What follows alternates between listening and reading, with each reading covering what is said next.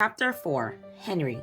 Jack gasped as Annie reached out her hand toward the Pteranodon. Oh no, he thought. Annie was always trying to make friends with animals, but this was going too far. Don't get too close to him, Annie, Jack shouted. Annie touched the Pteranodon's crest. She stroked his neck. She was talking to him. What in the world is she saying? Jack wondered. He took a deep breath. Okay, he would go down too. It would be good to examine a Pteranodon. He could take notes like a scientist. Jack started down the rope ladder. When he reached the ground, he was only a few feet away from the creature. The Pteranodon stared at Jack. His eyes were bright and alert. His soft Jack, said Annie. He feels like Henry. Jack snorted. He's no dog, Annie. Feel him, Jack, said Annie. Jack didn't move. Don't think, Jack, just do it, Annie said. Jack stepped forward. He reached out very cautiously. He brushed his hand down the creature's neck. Interesting, Jack thought. A thin layer of fuzz covered the Pteranodon's skin. Soft, huh? Said Annie.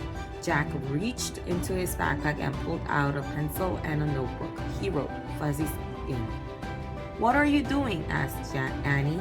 Taking notes, said Jack. We're probably the first people in the whole world to ever see a real-life Pteranodon. Jack looked at the Pteranodon again. The bony crest on top of his head was longer than Jack's arm. I wonder how smart he is, Jack said. Very smart, said Annie. Don't count on it, said Jack. His brain's probably no bigger than a bean.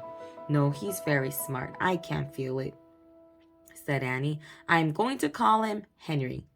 Jack wrote in his notebook. Small brain? Jack looked at the creature again. Maybe he's a mutant, he said. The Pteranodon tilted his head. Annie laughed. He's not a mutant, Jack. Well, what's he doing here then? Where is this place? Said Jack. And he leaned close to the Pteranodon. Do you know where we are, Henry? She asked softly. The creature fixed his eyes on Annie. His long jaws were opening and closing like a giant pair of scissors. Are you trying to talk to me, Henry? Asked Annie. Forget it, Annie. Jack wrote in his notebook. Mouth like scissors. Did we come to a time long ago, Henry? Asked Annie. Is this a place from long ago? Suddenly, Annie gasped. Jack! Jack looked up. Annie was pointing toward the hill. On top stood a huge dinosaur.